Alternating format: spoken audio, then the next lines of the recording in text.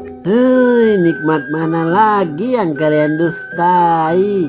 Ini ada ikan sambal, ada juga ayam pakai bumbu kuning tuh.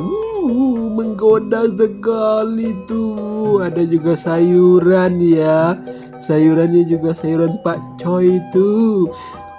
Ini langsung kita gasken aja ya. Ini kita cobain ayam yang pakai bumbu kuning tadi ya. Langsung kita mak nasinya.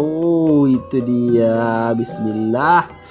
Langsung kita abegeh, abegeh. Kita makan guys. Ih, nikmat banget ya. Langsung kita gaskan sayurnya tuh. Kayak kelinci aja ya.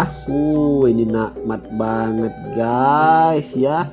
Ini nikmat banget loh, makanan yang sangat nikmat ya, ikan sama pakai ayam kuah kuning itu. Nikmat banget. Jangan lupa di subscribe.